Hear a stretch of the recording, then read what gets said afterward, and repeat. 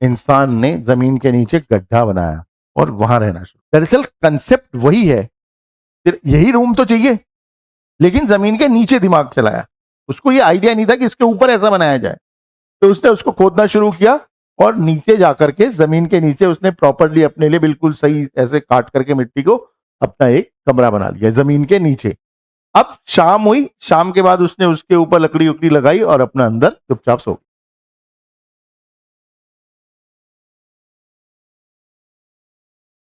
एक नई एज आ रही थी जिसको हम लोग कहते हैं neolithic age, new stone age है। इसमें क्या है, it involve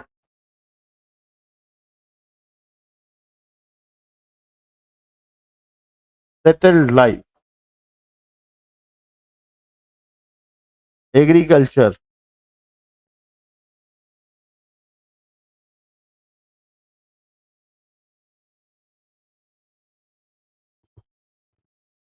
and animal husband. तो अभी तक जो शिकार कर रहा था, हंटर था, अब वो क्या बन रहा था, प्रोड्यूसर बन रहा था। अब तो फूड का आर्टिफिशियल मीन से प्रोडक्शन शुरू होने वाला है। ठीक है, तो वो खेती जो कर रहा है वो उसमें अब पानी डालेगा और फिर उसमें कुछ वाइल्ड वैरायटीज जानवरों की स्पीशीज होंगी, जैसे ये भेड़ बकरी जो उस समय पर ऐसी रहेंगी, उसने उनको पकड़ लिया और उनको पालना शुरू कर दिया। तो एनिमल हस्बेंड्री, कैटल रियरिंग भी शुरू हो गई। सबसे पहले बकरी पाली गई होगी या भेड़, ऐसी कोई चीज रही होगी। दुनिया भर के हिसाब से देखें तो neolithic age started in 9000 BC, but Indian context में ऐसा लिख देना आप लोग एक लाइन कि इन द वर्ल्ड कंटेक्स्ट। ठीक है, ये चीज समझ गए कि पेलियोलिथिक और मीजोलिथिक में हंटिंग गैदरिंग नोमैडिक लाइफ थी, लेकिन अब लाइफ जो है वो कैसी हो गई, सेटल्ड लाइफ हो गई है एग्रीकल्चर और एनिमल हस्बेंड्री के साथ। अब ये 6000 BC 7 to 6000 BC जो हम लोग कह रहे हैं, साइट भी तो होनी चाहिए कोई। मेहरगढ़ इन Balochistan is the only site belonging to this period.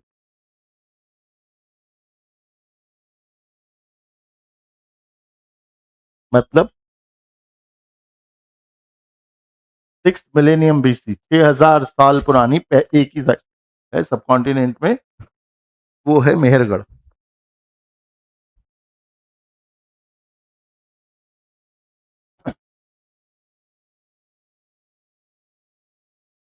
मतलब आपसे अगर ऐसा पूछा जाए कि इंडियन सब कॉन्टिनेंट में सबसे पहले कहां पर एग्रीकल्चर प्रैक्टिस किया गया था, that was Mehrgarh.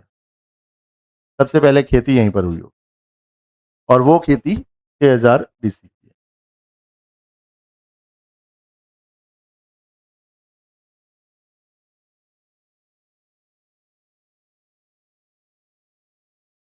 Pottery making also started in Neolithic age. Pottery making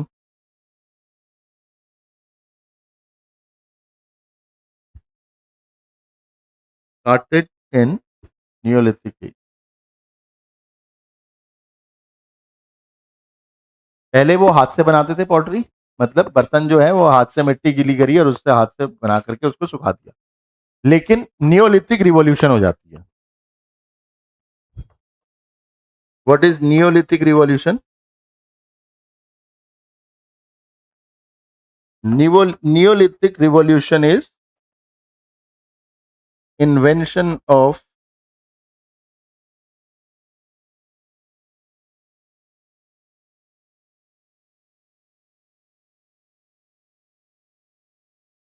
revolution. क्या होती है रिवॉल्यूशन? वो होती है जो हमारी लाइफ को पूरी तरह से बदल दे। कोई भी नया इन्वेंशन जो होता है वो रिवॉल्यूशन नहीं होता। रिवॉल्यूशन कुछ ही समय पर देखी जाती है। जैसे आज की डेट पर हम लोग अपनी लाइफ व्हील के बगैर इमेजिन भी नहीं करते। इंडस्ट्री बंद हो जाएगी अगर व्हील नहीं होगा। व्हील नहीं होगा तो घड़ी भी नहीं चल रही होगी। सब कुछ व्हील पर चल, उसके बगैर कुछ नहीं हो सकता। फिर जैसे हम लोग कहते हैं कि वो हुआ आयरन एज आई, रिवॉल्यूशन है, एडवेंट ऑफ आयरन। लोहे के बगैर आज आप अपनी लाइफ इमेजिन नहीं कर सकते। हर समय पर नहीं हो रही है क्रांति, हर चीज ढूंढने से। कॉपर का भी इन्वेंशन होगा लेकिन कॉपर से नहीं हो रही है रिवॉल्यूशन। रिवॉल्यूशन तभी होगी जब आयरन आए। आयरन हमारे जीने के तरीके बदल देगा। तो जो जीने का तरीका बदल देता है वो है व्हील। व्हील के आने से नियोलिथिक एज में एक क्रांति हो गई। लेकिन वो मिट्टी के घर बनाने तो शुरू कर दिए उन्होंने, लेकिन सिविलाइजेशन सब जगह एक जैसी नहीं डेवलप होती। मतलब हम लोग आज चांद पे चले गए और मार्स पे जाने की तैयारी कर रहे हैं। उधर अंडमान निकोबार में कुछ लोग हैं जिन्हें कपड़े पहनने नहीं आते। एक ही टाइम के हैं हम लोग। उनको कपड़े दे दिए पहनने के लिए तो उन्होंने, उनको धोती थी तो उन्होंने अपने सिर में बांध दी। तो पता ही नहीं है कपड़े पहनना भी कोई चीज़ है। हम लोग इतनी एडवांस टेक्नोलॉजीज देख रहे हैं, लाइफ स्टाइल देख रहे हैं, लेकिन उधर उसमें क्या कहते हैं आपके मसाई कम्युनिटी के कई ऐसे ट्राइबल ग्रुप्स हैं जो अभी कपड़े पहनना नहीं जानते। अभी भी वो शिकार करके ही जीवन जी रहे हैं। ठीक है, वो शिकार भी ऐसे नहीं, मतलब प्रिमिटिव तरीके से शिकार कर रहे हैं। जो आपने वो देखे होंगे, मेंढक देखे होंगे। नॉर्मली जो कलरफुल मेंढक होते हैं वो जहरीले होते हैं।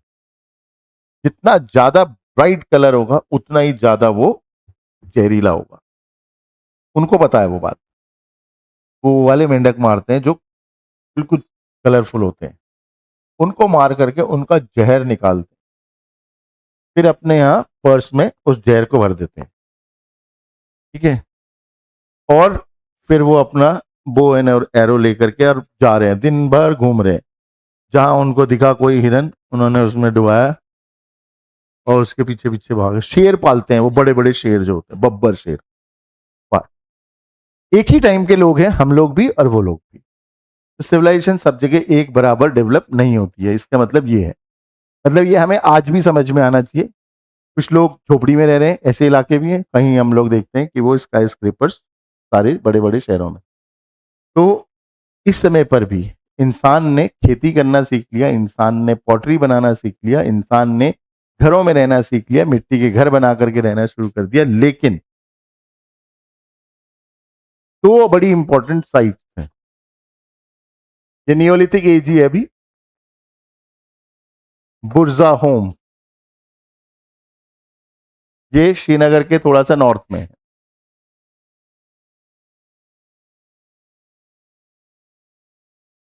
कश्मीर में। अब इंसान जो है वो ओपन फील्ड में था, वहां तो गुफा थी नहीं। ठीक है, बुर्जा होम में गुफा तो है नहीं, इंसान कहां रहेगा? रहने की जगह तो चाहिए। ये खेती कर रहा है तो कहीं रहेगा, तो वहां थोड़ी बैठा रहेगा खेत के किनारे रोज। तो कहां रहेगा वो? झोपड़ी तो थी नहीं। झोपड़ी का तो आइडिया आना चाहिए ना कहीं से। जैसे हम अभी बात करें कि मसाई या अंडमान या ऐसे कई और भी हैं जिनको कपड़े पहनने ही नहीं आते, उन्होंने तो देखा ही नहीं। तो उनके दिमाग में आइडिया ही नहीं है कि कपड़ा कोई चीज होती है। अभी उन्होंने वो एप्पल नहीं खाया, जिस दिन खा लेंगे फिर उनको जरूरत पड़ेगी कपड़ों की। ठीक है, वो हमारे वालों ने खाया सिर्फ। तो अब उनको उनको तो पता ही नहीं है। तो ऐसे ही इनको भी पता नहीं था कि घर कोई चीज है, ऐसे झोपड़ी बनती है ऐसा। तो कहां रहेंगे? क्योंकि रहना जरूरी इसलिए था कि रात के टाइम जानवर घूमते थे, शिकारी जानवर। वो जो वो इलाके ऐसे तो थे नहीं कि सोसाइटी कुछ रही होगी, कुछ तो था नहीं। तो जानवर घूमते थे, बचना था। अब बचने के लिए तरीका ये था कि या तो आप पेड़ पे चढ़ जाओ, लेकिन जिससे डर के आप पेड़ पे चढ़ रहे हो वो हमसे ज्यादा तेज पेड़ पे चढ़ता है। कोई भी ऐसा जानवर वो पेड़ पे चढ़ जाते हैं। उससे बचने का कोई और तरीका नहीं था। बुर्जा होम और एक और दूसरी एक और साइट है यहीं कश्मीर में, श्रीनगर के पास गुफक्राल। इन दो जगहों पर हमें एविडेंसेस हैं ऑफ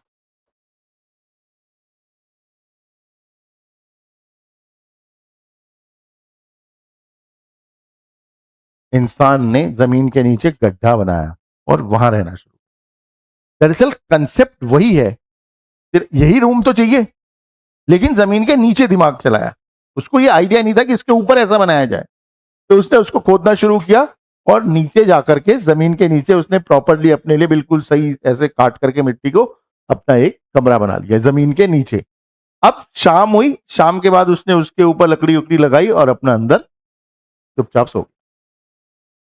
सुबह हुई, फिर वो हटाए, फिर बाहर आ गया, उसके अंदर रहने लग गया। इन पिट्स को वो स्टोरेज पिट्स की तरह भी यूज करता था, वहां हमको अनाज मिलता है बहुत सारा।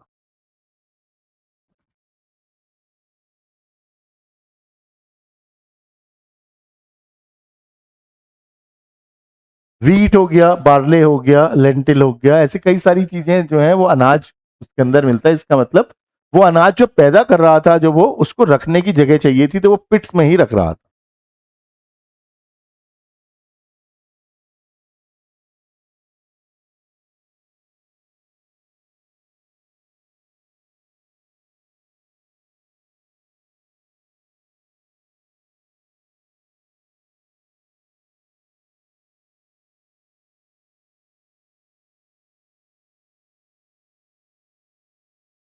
ऐसे बरियल ग्राउंड मिलते हैं जहां पर ओनर्स के साथ उनके डॉग, जो उनके कुत्ते हैं, उनको भी दफनाया गया है। और हैंडमेड पॉटरी, मतलब नियोलिथिक रिवॉल्यूशन का असर अभी यहां पर नहीं था।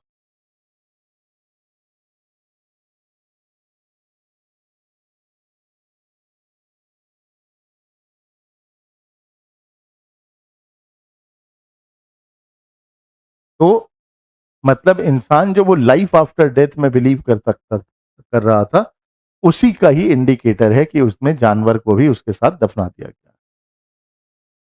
जैसे बुर्जा होम श्रीनगर के पास एक साइट है, नॉर्थ में है, वैसे ही उसके साउथ में एक साइट है जिसे कहते हैं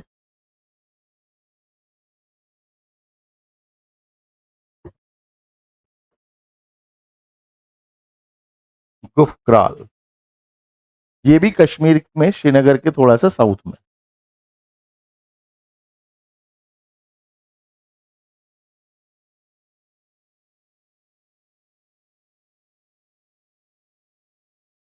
यहां पर भी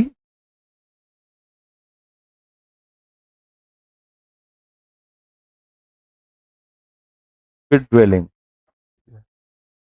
ये साइट की डेट जो है 1300 बीसी है।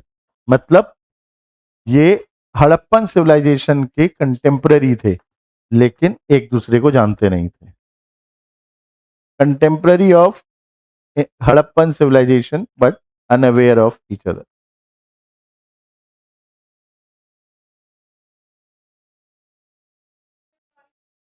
पानी भरेगा तब वो धीरे से, अब उनको उसका ड्रॉबैक्स आ जाएंगे। जब ड्रॉबैक्स आ जाएंगे तब ये आइडिया आएगा कि यही जो नीचे था, इसको अगर ऊपर कर लेंगे तो ये वाला ड्रॉबैक हट जाएगा, तब ये आइडिया डेवलप हो।